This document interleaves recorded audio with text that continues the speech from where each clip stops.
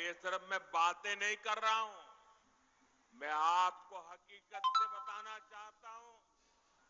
अभी महाराष्ट्र में देखिए, महाराष्ट्र की जनता ने पहले से कहीं अधिक प्रचंड जनादेश देकर हमारी सरकार बनाई, एनडीए की सरकार बनाई। अभी अभी हरियाणा में भी यही हुआ। हरियाणा की जनता ने तीसरे कार्यकाल के लिए भाजपा को पहले से भी कहीं अधिक सीटें दी। मध्य प्रदेश में भी भाजपा कई सालों से सरकार चला रही है और वहां भी पिछले चुनाव में भाजपा को जबरदस्त जीत मिली।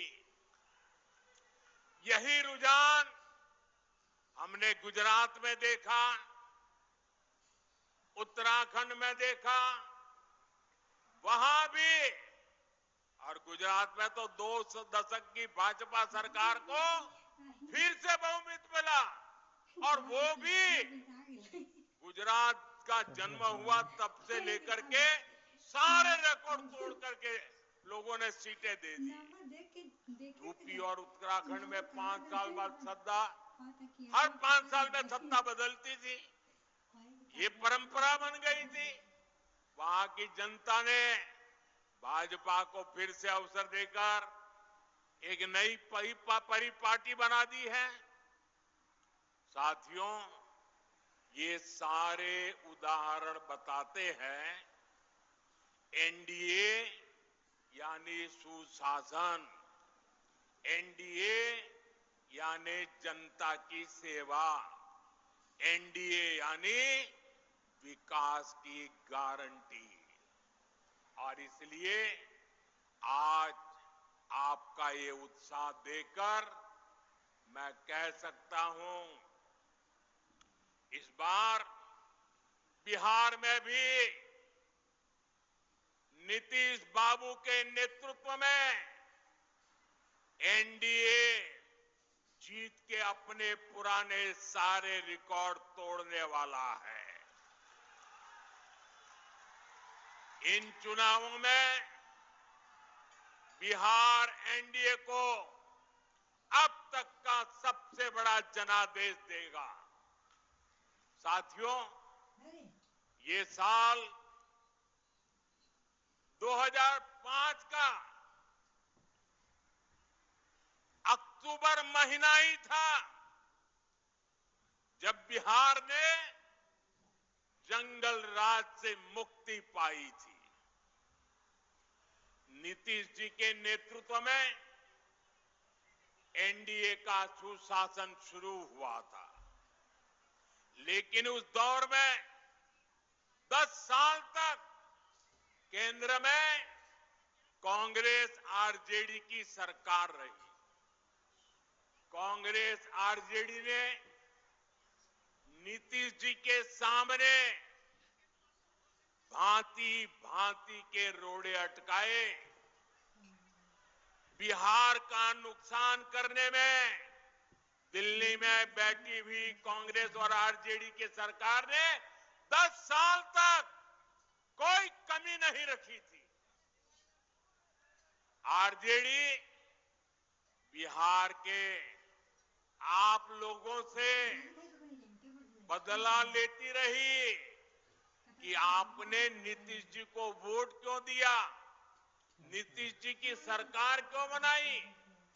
हालत तो ये थी कि आरजेडी वाले कांग्रेस को आए दिन धमकाते थे, धमकी देते थे कि अगर बिहार में आपने नीतीश जी की एक भी बात मानी, भाजपा एनडीए की एक भी बात मानी, बिहार में अगर कोई प्रोजेक्ट दिया तो फिर आरजेडी कांग्रेस का समर्थन तोड़ देगी और सरकार गिर जाए, ऐसे डराते थे।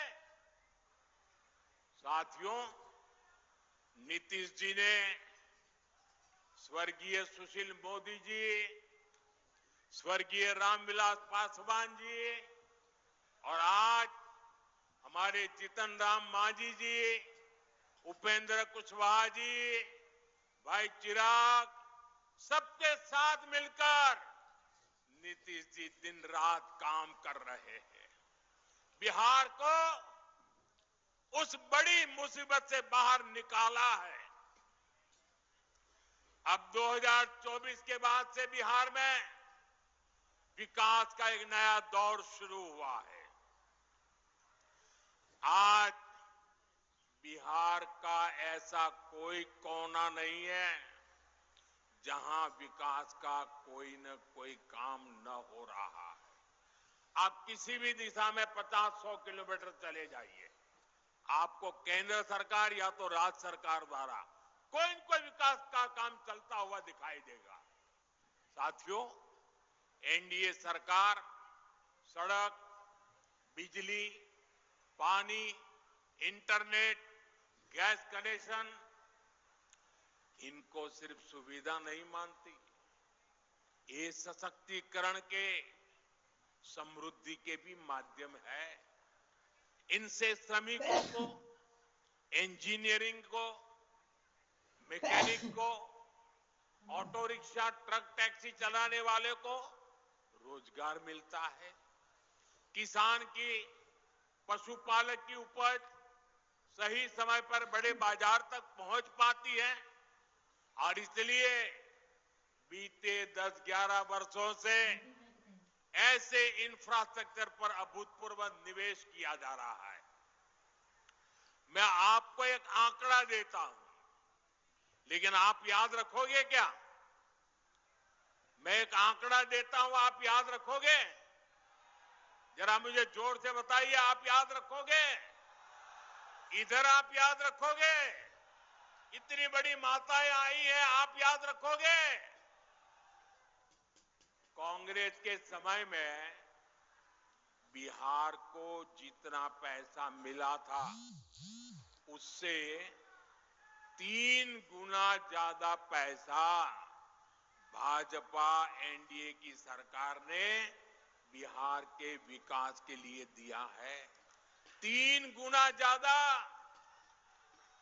अब जब 3 गुना ज्यादा पैसा आएगा तो विकास भी तो 3 गुना तेजी से होगा कि नहीं होगा?